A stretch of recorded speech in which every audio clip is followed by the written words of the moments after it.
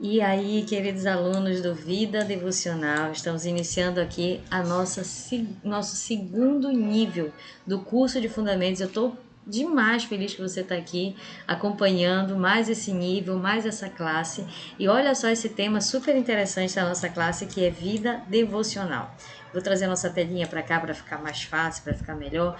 Nesse nível, basicamente, nós vamos tratar da base da nossa fé, né? A nossa vida de oração, a nossa vida de comunhão com o Espírito Santo, e isso é muito importante. Nós trataremos nas próximas aulas, aí nós temos 4 aulas de vida devocional, a respeito de alguns fundamentos para que nós possamos ter uma verdadeira vida devocional. Então vem comigo se você quer, de fato, aprofundar mais, ter raízes na presença de Deus. É tão importante você estar nesse módulo. Como eu sempre digo no início das nossas aulas, se você nesse momento está fazendo mais de uma coisa ao mesmo tempo, né? Uma delas, por exemplo, é o celular. Deixe seu celular de lado, pegue seu celular aqui, ó, deixe lá de lado assim e acompanhe a aula aí, porque eu tenho certeza que Deus vai abençoar muito a nossa vida em mais uma aula, e essa, no caso, a primeira aula de vida devocional. E eu espero que você esteja animado por esse momento, porque eu estou bastante animada, tá bom? Então vamos lá acompanhar o capítulo 1. O que nós vamos aprender? A necessidade de disciplinas espirituais. Quero compartilhar com você, inicialmente, essa necessidade, né? Existe um livro, né, de Richard Foster, que ele fala algo interessante. Ele diz que a superficialidade é a maldição do nosso tempo, pois as pessoas do nosso tempo andam em busca de satisfação instantânea. Por isso a maior necessidade da geração de hoje não são de pessoas mais dotadas ou inteligentes, mas de pessoas profundas. Olha só que interessante essa reflexão feita por esse escritor no seu livro. Ele mostra que, de fato, o que nós constatamos hoje na nossa geração não são pessoas que carecem de inteligência, né? Ou pessoas que tenham muito conhecimento, porque, na verdade, inclusive, a nossa geração ela desfruta de uma possibilidade assim imensa, vasta de conhecimento. Você vai na internet, você aprende a fazer bolo, aprende a fazer crochê, aprende a arrumar casa, aprende tudo que você puder imaginar, você aprende hoje na internet, inclusive muitas coisas de graça. E você percebe que não hoje o nosso maior problema não é a falta de conhecimento, né? Ou pelo menos o conhecimento está aí para todos. Nem todos se apropriam, isso é uma verdade, mas não é o nosso maior problema. O nosso maior problema, segundo esse escritor, e eu quero trazer essa verdade para você, é a falta de profundidade. Hoje nós vivemos numa geração em que as pessoas elas não têm profundidade na sua família, elas não se relacionam, elas não se olham olho a olho, elas não têm profundidade naquilo que elas desenvolvem, elas são rasas naquilo que elas fazem. Geralmente são pessoas que começam uma coisa e não terminam isso que elas começam, mas principalmente, sobretudo, essas pessoas elas não têm profundidade com Deus, né? Poucas são as pessoas, quando você olha, por exemplo, eu sempre digo que quando nós olhamos a vida dos cristãos mais antigos, geralmente eu observo, até nos louvores, né, tudo que compõe a geração daquelas pessoas está exteriorizando aquilo que de fato elas buscavam e era importante para elas. Quando você ouve, por exemplo, louvores mais antigos, você percebe a essência por detrás daqueles louvores, você percebe, né, um anseio pela presença de Deus, e até isso você verifica a nossa geração como uma geração mais superficial, né? Os louvores, às vezes, assim, mais na atualidade, eles enfatizam muito mais, por exemplo, a bênção, né? A vitória, né? Não que isso não seja bom, mas enfatizam muito mais isso do que a necessidade da presença de Deus. Então você percebe que pessoas mais antigas, né, aqueles heróis da fé, não sei quantos já leram esse livro, eu inclusive aconselho você a ler, os heróis da fé, quando você vê aqueles homens que marcaram a sua história, né, esses são os heróis da fé, você vê neles uma profundidade muito, assim, algo muito alicerçado. Inclusive tem, não estou lembrado se foi o Charles Spurgeon ou D.L. Moody, um deles dois na sua história, uma pessoa retrata que quando ele conversava com Deus, é como se ele estivesse assim falando Deus ali do lado dele, como se Deus estivesse do lado dele. A sensação que as pessoas tinham é que ele falava com um amigo muito próximo, de tamanha intimidade que ele tinha. Olha que maravilha. Então, será que essa intimidade nós não devemos buscar também? Né? Essa comunhão mais profunda, será que não existe um lugar de comunhão mais profunda em Deus para nós? Será que só porque a nossa geração vive um momento de superficialidade que nós também precisamos ser assim? Será que buscar a Deus é ir para o culto aos domingos? Será que buscar a Deus é somente pedir para que alguém ore por nós? Receber intercessão? Será que buscar a Deus não é mais, né, algo assim mais profundo? Será que você não, de fato não consegue se relacionar com Deus como alguém que está não somente próximo, mas a Bíblia diz que nós somos casa de Deus, alguém que habita em nós. Então é muito mais profundo do que nós podemos imaginar. E assim como naquela visão, se eu não me engano, de Ezequiel, em que ele vai descendo, né, as águas e vai entrando cada vez mais profundo, até chegar um momento em que as águas o tomam por completo, que ele já não pode mais tocar os pés no chão, que ele já tem que ficar a nado, que ele está totalmente ali submerso naquelas águas. Assim eu creio que Deus, ele quer, através de disciplinas espirituais, é aí que nós vamos entrar nessa primeira aula, nos fazer mais profundos nele. Um dos grandes problemas do homem moderno é o vazio espiritual, a superficialidade, e por isso as disciplinas espirituais não podem ser vistas por nós como hábitos apenas dos gigantes na fé. A intimidade com Deus foi feita para mim e para você. Então, olha só, muitas pessoas estão olhando, né, essa comunhão mais profunda com Deus, ou então a prática de disciplinas espirituais como algo somente para o pastor, para o líder, para o grande homem de Deus, para a grande mulher de Deus. E não é assim, não deve ser a sua visão essa. Todos nós precisamos ser responsáveis pela nossa vida espiritual, ser responsáveis pelas práticas de disciplinas espirituais. Preste atenção. Hoje nós vamos falar a respeito disso, dessa importância das disciplinas. O que são essas disciplinas? Essas práticas reiteradas, ou seja, hábitos espirituais que você vai tornar. Isso não tem nada a ver com religiosidade, viu? Isso é sede e fome da presença de Deus. É você entender que você precisa ter hábitos em todas as áreas da sua vida, inclusive na sua vida espiritual, tá bom? Então vamos prosseguir aqui para nós conseguirmos avançar mais e mais. Bom, vamos conhecer nesse momento algumas dificuldades para a prática de uma vida devocional profunda. E eu quero perguntar para você, você quer, que está acompanhando aí, ter uma vida devocional mais profunda? Vamos entender duas principais dificuldades, tá bom? Uma é a dificuldade de ordem filosófica e a outra é de ordem prática. O que é de ordem filosófica? Isso é, com base no materialismo, vamos ler o texto que diz assim: a primeira dificuldade é de ordem filosófica, isto é, com base no materialismo que reina hoje, as pessoas têm dificuldade de ir além do mundo físico, né? O que significa então essa dificuldade de ordem filosófica? Nós vivemos num mundo em que as pessoas são tão superficiais e que elas estão tão ligadas nesse mundo, né? Nesse mundo material, que é difícil nós encontrarmos pessoas que vão conseguir enxergar além do natural, que elas vão conseguir enxergar o espiritual, o sobrenatural. É difícil encontrar pessoas porque, de repente, você não tem um referencial de alguém que seja tão cheio do Espírito Santo, né? Tem uma comunhão tão profunda com Deus, nós estejamos tão carentes desse tipo de referencial, que às vezes a pessoa só olha para o natural e ela pensa, não, é assim mesmo, é dessa forma, eu trabalho o dia todo, meu relacionamento com Deus se resume em bom dia, boa noite, Senhor, obrigado pelo meu dia. Você sabia que tem pessoas que a vida delas está se resumindo a isso e elas pensam que está tudo bem. Quando você pergunta para elas como é que está a sua vida com Deus, ela fala, está tudo bem, eu tenho Deus na minha vida. Não é isso que elas vão responder, mas na verdade elas estão limitadas. Elas não conseguem ter uma verdadeira vida devocional, porque elas só entregam para Deus o que sobra. E aí que está o detalhe. Elas não entregam realmente aquilo que lhes falta, aquilo que seria sacrifício para elas entregarem. E elas estão somente conformadas com essa vida aqui, ó, material. A segunda dificuldade para uma prática de uma verdadeira vida devocional profunda é de ordem prática, tá? Pois mesmo para aqueles que creem no mundo espiritual, ainda assim eles têm dificuldade de ter atitudes diárias para vivermos uma verdadeira vida devocional com Deus. Se você não é essa pessoa que eu falei aqui, que tem uma dificuldade de ordem filosófica, porque você crê no sobrenatural, você crê e você quer viver isso, talvez o seu desafio seja o segundo, seja de colocar em prática aquilo que você crê. Você acredita que existe um mundo espiritual, você acredita que o homem pode ter uma comunhão muito profunda com Deus, porém, não adianta somente acreditar. Se você não tiver práticas diárias, preste atenção que o segredo está nisso. Por isso que a nossa matéria é vida devocional, o nosso primeiro capítulo é sobre necessidade de disciplinas espirituais. Se você não tiver práticas diárias, né, que lhe fortaleçam a fé, que lhe aproximem de Deus, que gere um verdadeiro relacionamento entre você e Deus, então você nunca terá uma vida devocional verdadeira. Você vai acreditar, mas você nunca vai experimentar. E aí são coisas totalmente diferentes.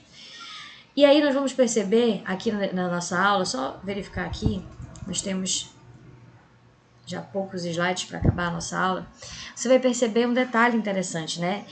Quando nós falamos de hábitos, né? Hábitos são práticas reiteradas, isso são hábitos. Quando você pratica um pouco todos os dias, né? Inclusive existem estudos que dizem que para uma pessoa ela desenvolver hábitos, ela precisa pelo menos de 21 dias, né? Você vê, por exemplo, que existem 21 dias para isso, 21 dias para aquilo, alguns livros, por exemplo. Porque para que você possa desenvolver hábitos, pelo menos você necessitará ali de praticar isso durante 21 dias, ou seja, não é pouco tempo, você precisa praticar um pouco todos os dias. E aí está o grande segredo para hábitos de forma geral na nossa vida, mas não é diferente nos hábitos de natureza espiritual. E quando nós falamos aqui da escravidão de hábitos arraigados, nós vamos perceber em Isaías 57:20 que diz que os perversos eles são como o mar agitado, que não se pode aquietar, cujas águas lançam de si lama e lodo. Então olha como o texto bíblico compara essas pessoas, o mar agitado, que está ali revolto, que está ali se movendo.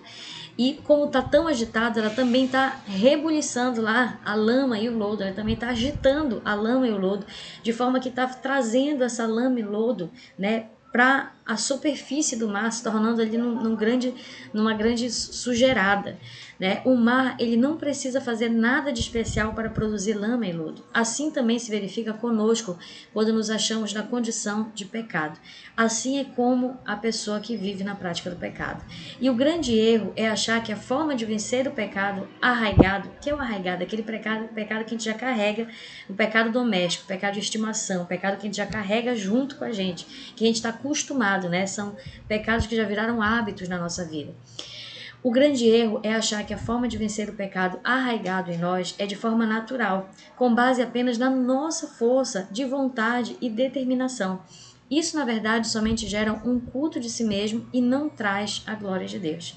Muitas pessoas, então olhe para cá agora para mim nesse momento, muitas pessoas elas estão presas em hábitos, né? Hábitos que escravizam, hábitos que não são positivos, hábitos que não vão levá-las para uma vida de libertação.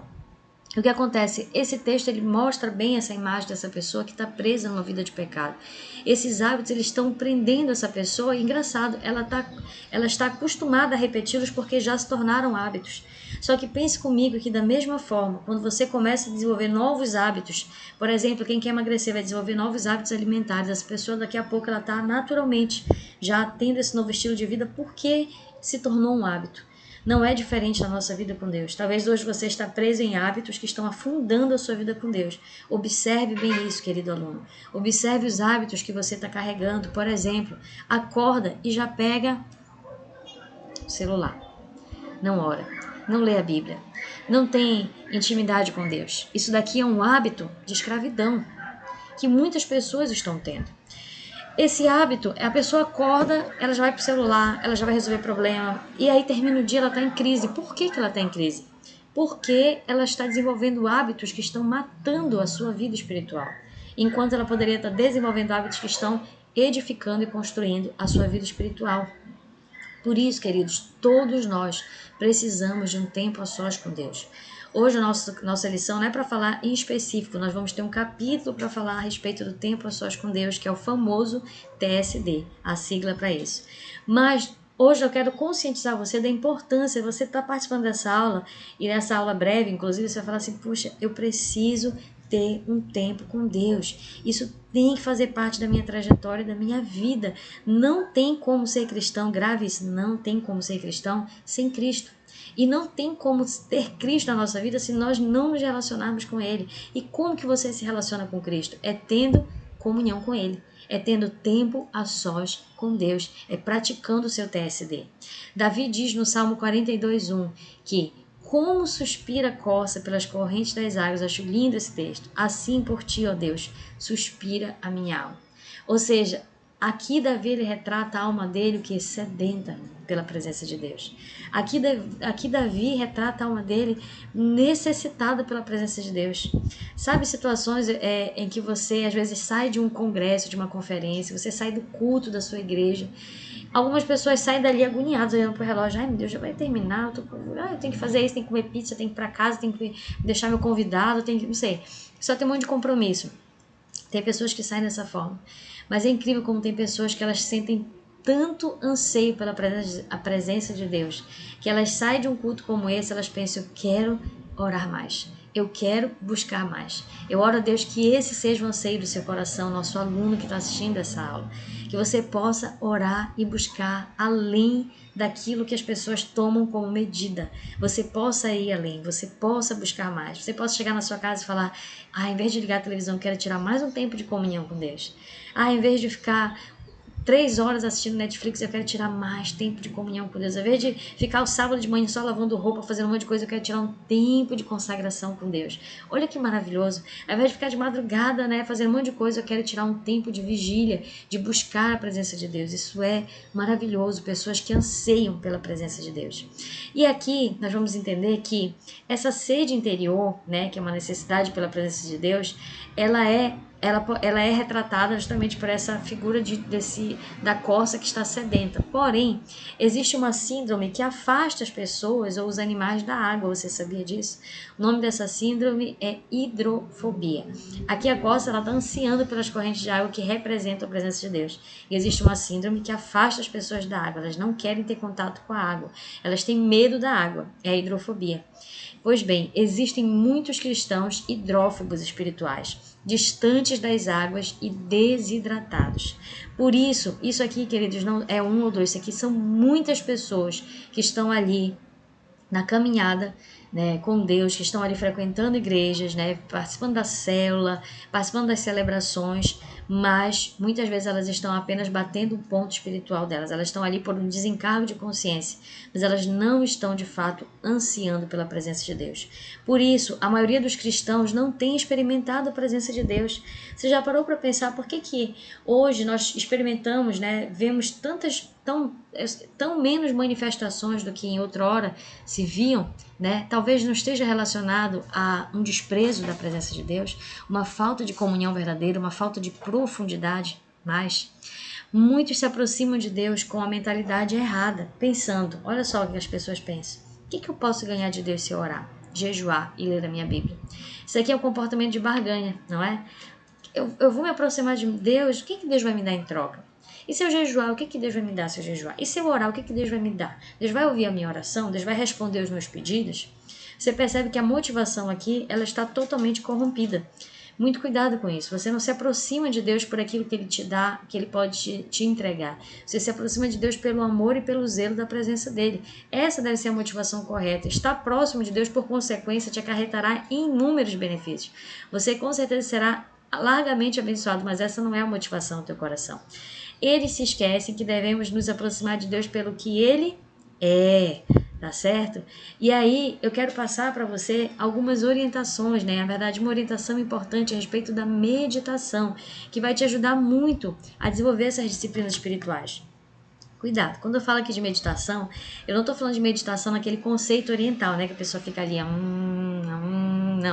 não é esse tipo de meditação, geralmente é um esvaziamento da mente, Esse conceito oriental, não é esse tipo. É a meditação bíblica, na qual nós nos esvaziamos de nós e buscamos comunhão com Deus. Ou seja, quando você para meditar, para refletir, é quando você tem tempo a sós com Deus. Às vezes você está até em silêncio, às vezes você está falando com Deus, às vezes você está meditando na palavra de Deus, mas você está sendo edificado pelo Espírito Santo. Olha só o que diz lá em Gênesis 24:63. Saíra Isaac a meditar no campo ao cair da tarde. Ou seja, Isaac foi ali para um local recluso, um local distante das outras pessoas, e lá Isaac ficou fazendo o quê? Meditando. Meditar é o quê? É buscar se esvaziar de si e se preencher de Deus. Então ele estava ali se relacionando com Deus, conversando, Ou poderia estar em silêncio, ou poderia estar refletindo, ou poderia estar pensando em alguma promessa que havia sido feita a ele, ao seu pai. Isso é meditação. Salmo 63:6 diz que no meu leito, quando de ti me recordo, em ti medito durante a vigília da noite. Está aqui falando de uma pessoa que estava ali com a sua mente ligada à mente de Deus. Num período que de noite, na vigília da noite, então pelas madrugadas, aquela pessoa ali, buscando a Deus, sintonizando seus pensamentos com os pensamentos de Deus. Então tenha essa disciplina da meditação. Meditação é, em resumo, esvaziarmos de nós e nos enchermos de Deus, tá? Isso pode ser feito em silêncio, isso pode ser feito de preferência, é claro, um ambiente silencioso com certeza vai facilitar, mas você pode estar falando, você pode estar em silêncio, você pode estar cantando louvores a Deus, você pode estar refletindo na palavra de Deus, nas promessas de Deus.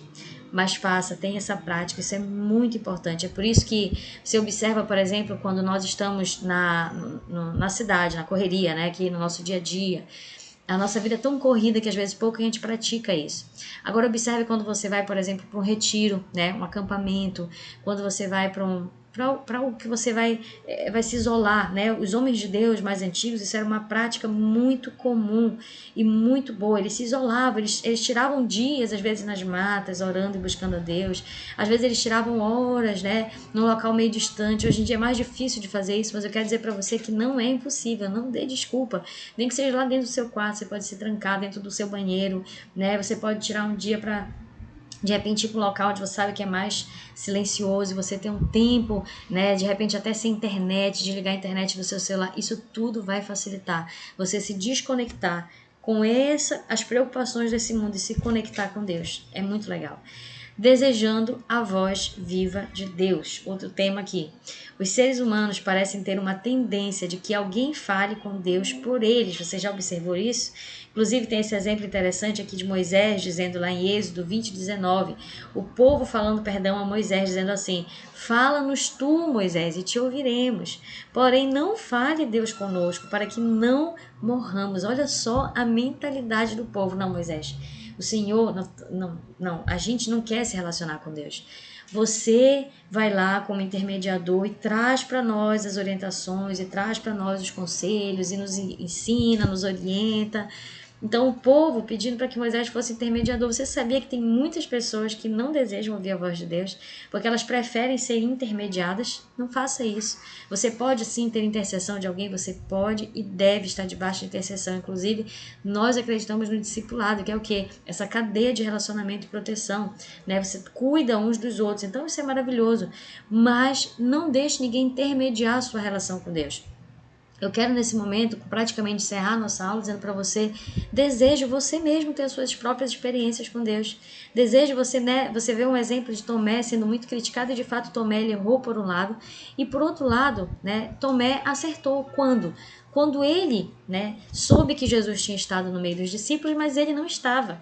E onde ele errou? Quando ele não acreditou que Jesus estava.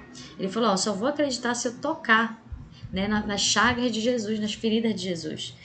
Porém, por outro lado, você também vai ver um lado positivo de Tomé, que ele quis ter as próprias experiências dele com Cristo. Ele não queria, né, ouvir o que as pessoas tiveram de experiência. Vocês viram Jesus? Não, mas eu quero ver, eu quero tocar. Então, por outro lado, você percebe que nós precisamos sim desejar ter as nossas próprias experiências. Eu gosto muito de ouvir, né, assim, experiências de pessoas que já tiveram com Deus. Isso me motiva, isso é bom demais, porque isso vai te motivar a ir além. Mas não deixe que seja somente isso, que seja o início de algo maravilhoso que você quer viver com Deus. Que as experiências de outras pessoas sejam motivação para você buscar as suas próprias experiências com Deus. E aí, algumas dicas para nós aqui de como meditarmos. Meditar significa pensar, refletir, imaginar, estudar, entre outros exemplos. Por isso, segue aqui alguns conselhos para a sua meditação bíblica, tá? É necessário o seu próprio lugar para estar com Deus. Olha que conselho valioso. Se você ainda não coloca isso em prática, então comece a colocar. É muito importante, queria dizer, isso assim fez muita diferença na minha vida com Deus. Eu lembro que antes de casar eu tinha um local na casa dos meus pais, já encerrando essa aula, que era um local, nosso último slide aqui, era um local no qual eu tirava tempo com Deus, era na sacada bem pequenininha, assim, que mal dava uma rede, eu armava uma rede lá, ou coisa boa, e aí eu sentava ou deitava e eu ficava ali tempos e tempos e tempos ali conversando com Deus, lendo a minha Bíblia, cantando louvores. Nessa época eu não sabia tocar violão, não que hoje eu saiba lá muita coisa, algumas notinhas só, mas eu lembro que sem saber nota nenhuma, eu pegava o violão do meu irmão e eu ficava lá, e tchau, só Deus mesmo para receber, porque era de coração, era verdadeiro. Mas o som não era muito bonito não, mas era a minha comunhão com Deus. E o que me ajudava muito era ter um local para isso, porque quando eu estava lá, as pessoas já sabiam que eu estava lá para isso, então já evitava de estarem me incomodando, né? Fora que era um ambiente que você tem que encontrar esse ambiente que você consegue ter uma conexão maior com Deus. Eu, por exemplo, gosto muito de orar olhando para o céu. Então lá, assim, eu amava aquele ambiente de oração, porque era uma sacadinha e eu podia ter ficar olhando para o céu. Então, assim, era maravilhoso. Para mim era maravilhoso. Eu ficava me embalando na rede, eu amo ficar numa rede, então eu me embalava na rede ali sentada, né, com a Bíblia na minha perna, lendo, conversando com Deus e falando com Deus, era assim era algo pleno. E é muito importante você ter o seu próprio local de oração. Se você não tem, procure um local, né? Perceba onde você consegue tirar, porque é certo que você vai falar com Deus em qualquer local, não existe restrição, né? O véu foi rasgado. Mas é bom sim você ter o seu local de oração, que é aquele local no qual você vai ter um tempo mais profundo com Deus. Um local que você pode chorar, que você pode falar alto, que você pode, né? E se você pensa assim, pastora, na minha casa eu não tenho esse local. Procure, nem que seja o seu banheiro, nem que seja às madrugadas, você vai conseguir, se você quiser, né? Tem uma frase que diz assim, quem quer, faz, quem não quer, dá desculpa. Então, tenho certeza que tem pessoas que conseguiriam localizar locais isolados se elas quisessem isso. Então, por exemplo, você, eu quero falar no celular, tá muito barulho. A pessoa rápida acha um local lá que ela consiga ter mais privacidade, não é verdade? Quando a gente quer, a gente consegue. Essa é a verdade. Um outro conselho para nós é a respeito do silêncio. Gente, é muito bom você tirar tempo com Deus para meditar, para buscar mais a Deus. E você está num ambiente de preferência silencioso. É difícil fazer isso quando você tem criança pequena? Nós temos 2 crianças pequenas aqui em casa. É difícil demais, mas também não é desculpa. Seus filhos não podem ser desculpas. O ambiente que você está cheio de gente não pode ser desculpa. Procure um local. Na pior das hipóteses, se você não conseguir, que sejam pelas madrugadas. Madrugada é silenciosa, na verdade. De preferência, desabilite o seu celular, tire a internet, né? Desabilite aquelas mensagens que ficam fazendo aquele plum, plum, plum o tempo todo ali. Aquilo desconcentra, aquilo atrai a nossa atenção para o que está acontecendo aqui. A ideia aqui é que você se desconecte. Então, o silêncio, ele é muito importante, sim. E, por último, né, é preciso autodisciplina, ou seja, você precisa se determinar. Eu não estou dizendo que você vai fazer isso sozinho, o Espírito Santo vai fazer a parte dele de te ajudar, mas você precisa fazer a sua parte de se determinar, de falar assim, eu preciso ter disciplinas espirituais. Eu não vou crescer espiritualmente se eu não buscar ter disciplina, se eu não buscar todos os dias. Não tem como. Existem pessoas que estão ruindo no seu ministério porque elas não estão mantendo as suas disciplinas espirituais. Existem pessoas que elas não crescem espiritualmente, elas culpam Deus por isso, ou elas culpam a igreja, ou os pregadores, ou os líderes, mas na verdade o problema está nelas, porque elas não têm disciplina, elas não buscam disciplinas espirituais. Agora você vai fazer, isso aqui é um dever de casa para você, ler Jó 23, 10, 12 e fazer um exercício de meditação em cima desse texto. O que você vai fazer? Você vai ler esse texto aí na sua casa, você vai procurar pensar, refletir aquilo que ele está falando, imaginar aquela história. Eu faço muito isso quando eu estou lendo. Às vezes eu paro, fecho meu olho e fico imaginando aquela situação. É muito bom, porque isso faz com que você entre naquele texto, você consiga entender o que está acontecendo ali, né? Você vai estudar, você vai aprofundar. É muito comum, por exemplo, eu estou lendo um texto bíblico, somente a parte do Antigo Testamento, da história dos reis, né? Que tem muita coisa ali que está relacionada com o texto que a gente não vai entender se a gente não buscar aprofundar. E aí eu vou assistir um documentário sobre aquela época, e aí eu vou assistir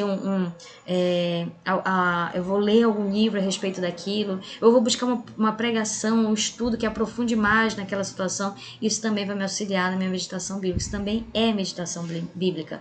Isso é estudar, tá? Então eu quero que você faça esse exercício prático aí na sua casa, leia esse texto e tire um tempo para meditar e refletir sobre ele. E nos vemos na nossa próxima aula. Que Deus te abençoe.